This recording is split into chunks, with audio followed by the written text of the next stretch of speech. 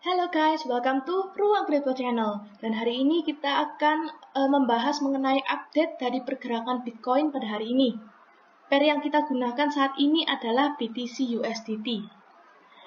Sekarang kita bisa melihat, kita bisa menggambarkan di sini ada area resisten daripada Bitcoin sekarang. Area resisten di area 41.600. Oke, dan ternyata kita bisa lihat bahwa 4 hari belakangan ini Bitcoin sempat mengalami rejection daripada area resistennya, di mana yang mengartikan bahwa Bitcoin tidak mampu untuk membreak resistennya untuk bisa melanjutkan kenaikan ke atas. Dan kita juga bisa lihat bahwa di area 35.000 ini terdapat area support pertama, dan kemudian ada support selanjutnya di area 30.000 hingga 29.000.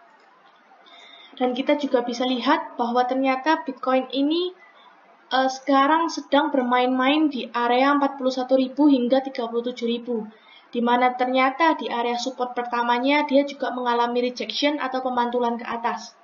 Di mana support ini juga sebelumnya juga terjadi beberapa pemantulan, yaitu pemantulan pertama, kedua, dan ketiga yang diikuti oleh pemantulan yang sekarang. Di mana in case Bitcoin ini masih berada di dalam sideways-nya di area ini. Di area mungkin proyeksi kenaikan Bitcoin hanya bermain-main di area ini. Kita hapus dulu ya teman-teman. Lalu kita juga bisa lihat menggunakan indikator, yaitu dengan moving average. Kita menggunakan MA20, MA50, dan juga MA100. Moving average itu apa sih teman-teman? Moving average itu dibentuk oleh candle-candle sebelumnya. Jadi jika moving average 20, 50, dan 100 itu menandakan bahwa garis moving average ini dibentuk oleh 20, 50, dan 100 candle sebelumnya. Dan kita juga bisa lihat bahwa saat ini moving average kita di time frame daily ini mengalami yang namanya dead cross. Dead cross itu apa? Dead cross itu adalah penyilangan di mana moving average 20 menyilang 100 dan moving average 50 menyilang 100 ke bawah. Yang menandakan bahwa saat ini tren yang sedang terbentuk adalah downtrend. Kita juga bisa melihat bahwa sebelum-sebelumnya saat mengalami uptrend, moving average juga berpotongan, di mana moving average 20 di atas 50 dan moving average 50 di atas 100. Begitupun sebaliknya, jika saat ini terjadinya downtrend, maka moving average 20 akan di bawah 50 dan 50 nantinya akan di bawah 100. Ya, kita melihat dari jangka menengah dan juga jangka panjangnya. Lalu kita bisa lihat juga dari kita juga bisa melihat dari indikator yang namanya MACD. Nah, indikator MACD untuk time frame one day, indikator MACD ini menunjukkan bahwa udah berada di titik paling bawahnya, di mana indikator berwarna biru ini sudah mengalami pelengkungan walaupun sedikit, yang menandakan bahwa kemungkinan reversal akan terjadi. Reversal akan terjadi jika indikator biru ini akan menyilang indikator merah ini ke atas, yang menandakan bahwa sinyal akan kembali melakukan bullish.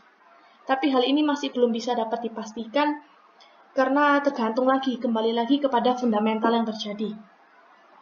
Lalu kita matikan dulu ya. Lalu kita bisa lihat juga menggunakan time frame 4 hour.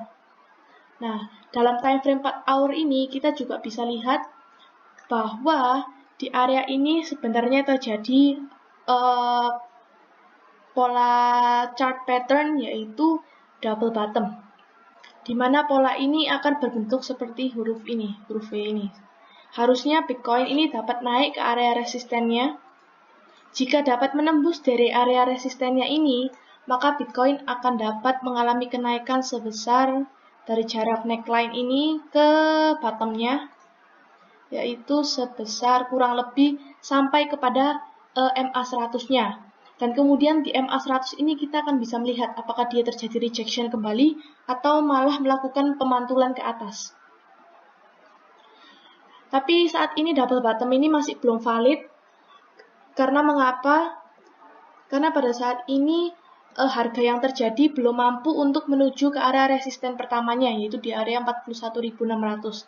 Dan ia masih berusaha untuk naik ke atas. Dan jika kita bisa analisa juga menggunakan time frame yang lebih kecil lagi, yaitu di 1 hour ya, atau 1 jam. Oke, kita bisa melihat juga bahwa Bitcoin ini ternyata sedang mengalami fase yang namanya fase downtrend. Kita bisa menggambarkan downtrend channelnya di sini. Di sini kita bisa menggambarkan downtrend channelnya, di mana Bitcoin saat ini masih berada di dalam downtrend channelnya. Dia masih selalu melakukan pemantulan di garis atas daripada channelnya ini. Yang kita bisa lihat bahwa di sini dia melakukan pemantulan pertama, kemudian dia akan melakukan pemantulan kembali di sini, kemudian dia melakukan pemantulan kembali di area ini, dan terakhir dia akhirnya juga melakukan pemantulan di area ini, yang dimana dia tidak berhasil atau tidak mampu untuk menembus downtrend channel ini ke atas untuk mematahkan downtrend channel ini. Lalu kita juga bisa lihat dari moving average 50 dan juga 100, di mana kita bisa lihat sekarang bahwa candle yang bergerak di time frame 1 hour ini, dia selalu melakukan pemantulan di area moving average 50. Dia selalu melakukan pemantulan di area moving average 50, moving average 50 lagi, mantul lagi di sini, dan mantul lagi di sini. Dan beberapa kali dia sempat menembus moving average 50, tetapi kembali terpantul lagi di area moving average 100.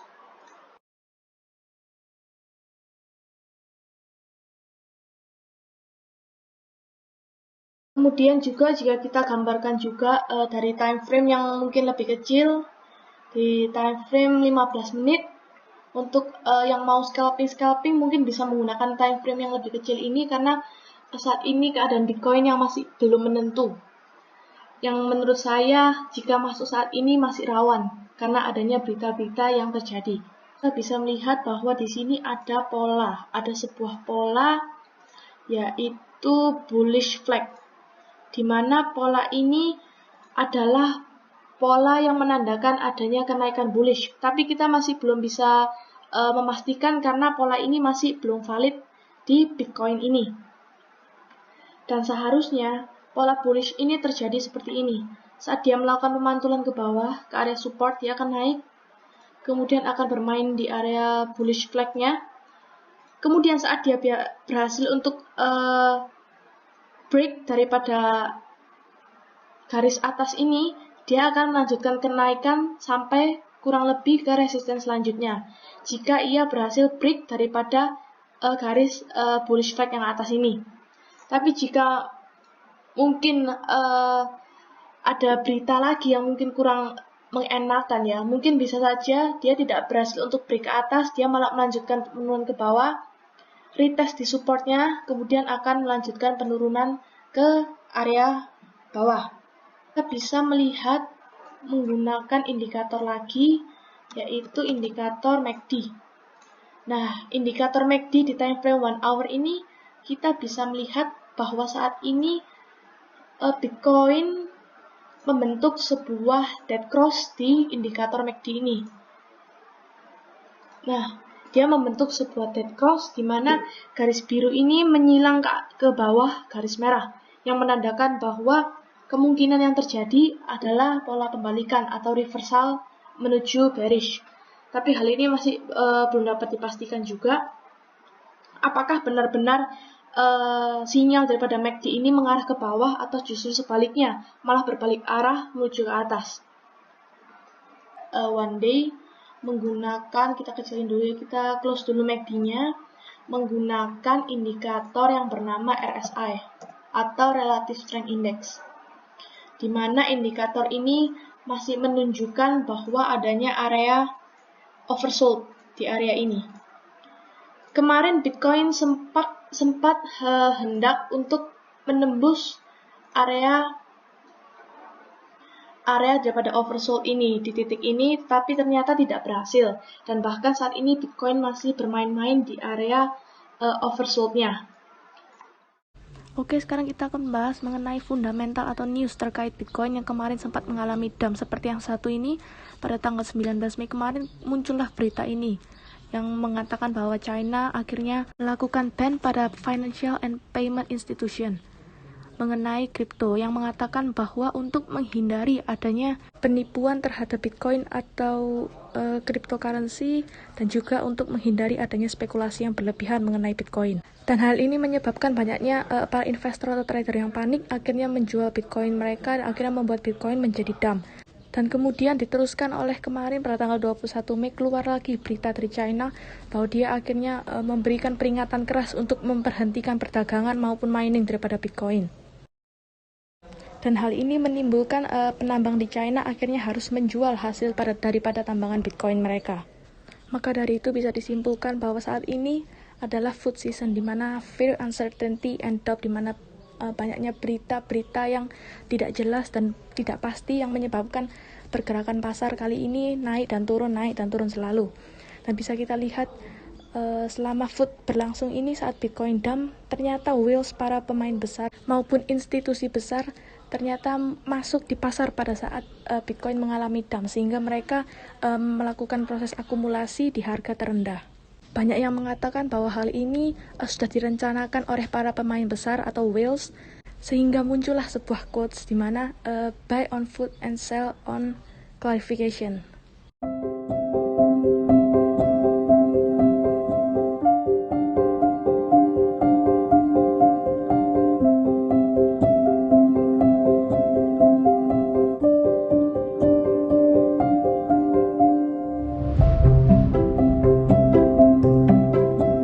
Dan saat ini untuk mengetahui bagaimana pergerakan harga akan mengalami pembalikan arah dari bullish menjadi bearish, yaitu kita harus mengetahui adanya channel, yaitu downtrend channel.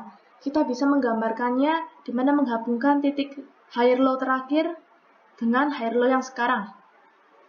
Begitu pula juga dengan lower low dan juga lower low yang sekarang. Oke, dan kita bisa melakukan bahwa Bitcoin ini mengalami penurunan dan selalu memantul di higher low dan lower low-nya. Nah, syarat daripada candlestick yang akan mengalami bearish itu selalu membentuk higher low, higher low, higher low, dan juga lower low, lower low, lower low. Dan di samping itu, di sini juga ada titik support dan juga resisten. Seperti kita bisa gambarkan menggunakan trendline, di sini ada titik support.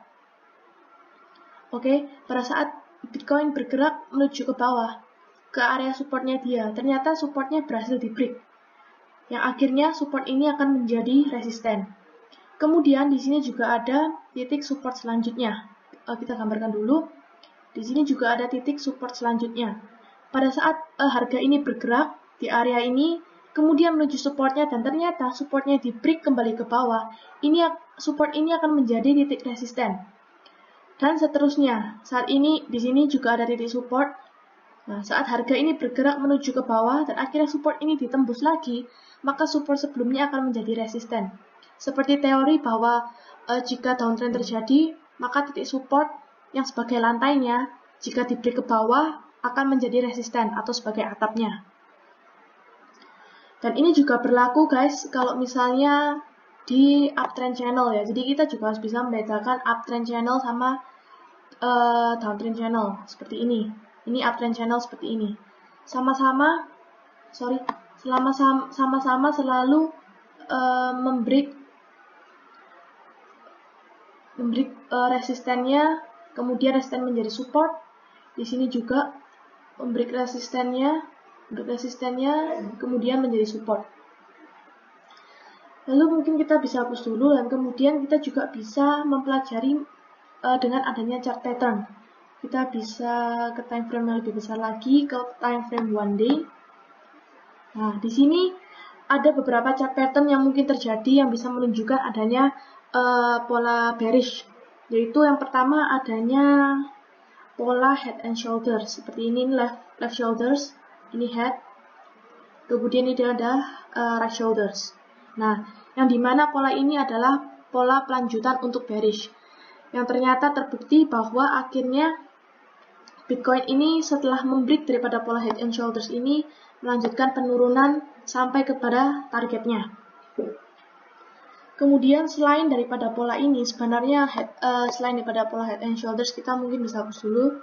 Nah, sebenarnya juga ada pola yang namanya rising wedge. Ada pola rising wedge, di mana pola ini adalah pola yang terjadi adalah pola penurunan. Nah, pola yang terjadi adalah dapat seperti ini. Ini adalah pola rising wedge yang menggambarkan bahwa keadaan akan menjadi bearish. Saat ini di breakdown, dia akan mengalami bearish. Dan di sini sempat mengalami retest ya. Ternyata dia juga nggak berhasil dan breakdown lagi ke bawah.